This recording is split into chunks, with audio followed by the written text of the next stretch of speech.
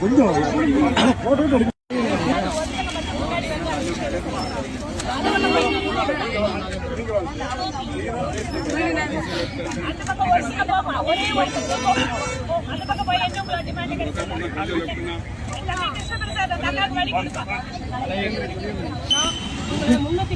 அரசு ஊழியரை மாற்றவே அப்படி வாக்குறுதி கொடுத்துருந்தாங்க.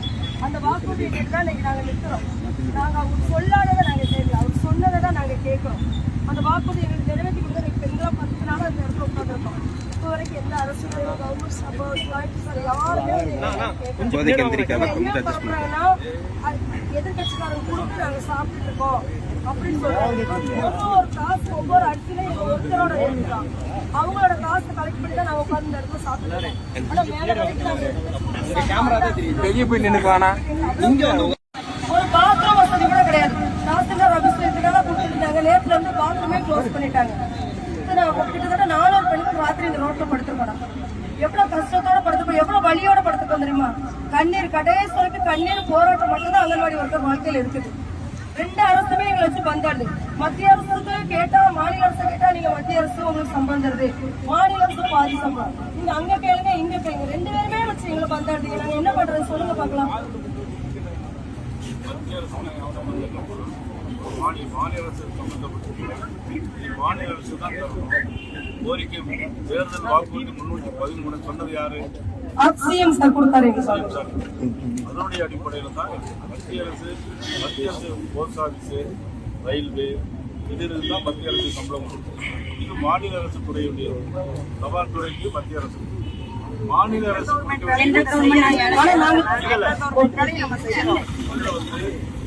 மாநில அரசு கொடுக்க வேண்டியது உங்களுக்கு சத்துணவு, அங்கன்வாடி ஊழியர், போக்குவரத்து துறை ஊழியர், மின்சார துறை ஊழியர்கள், ரெவன்யூ வருவாய்த்துறை, இதெல்லாம் மாநில அரசு கண்ட்ரோல். மத்திய அரசு கண்ட்ரோலில் விமான போக்குவரத்து, ரயில் போக்குவரத்து, தபால் துறை ஊழியர்கள், இதெல்லாம் மத்திய அரசு சம்பளம்.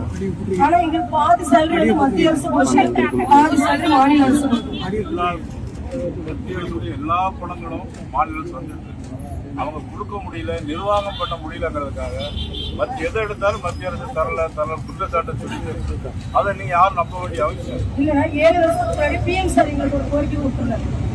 அங்கன்வாடி ஒரு 3000 ரூபாய் சம்பளம், ஹெல்ப்பருக்கு 1700. ஆனா அந்த 7 வருஷமா சொன்னது இப்போ வரைக்கும் எங்களுக்கு வரல. நாங்க சென்ட்ரல் கவர்மெண்ட் வேலை தான் பையன் பண்ற போஷன்றாங்களா அதிகமா?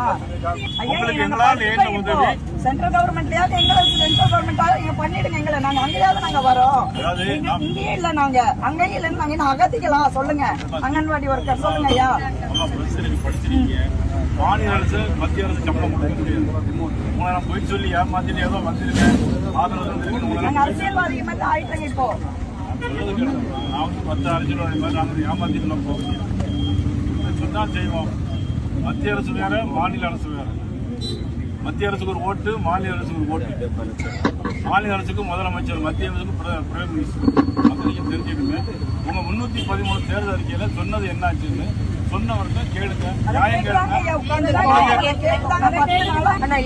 கமிஷன் வருதுலண்ணா, அதுல அங்கன்வாடி ஒருத்தருக்கு 750 எங்களுக்கு இருக்குது.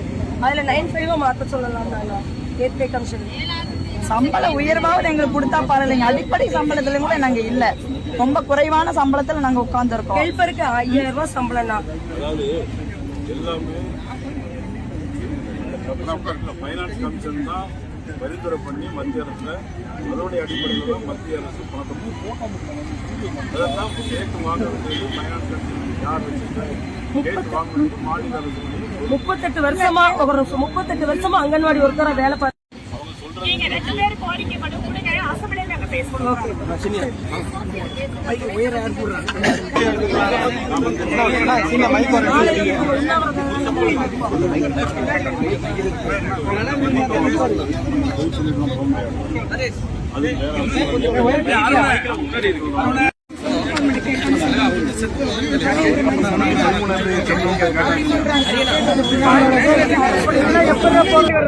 கொஞ்சம் பின்னாடி போய்க்கோ, கொஞ்சம் பின்னாடி போய்ங்க.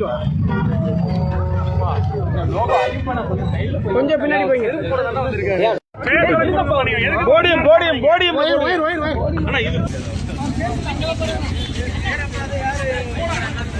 கிளம்பியாச்சு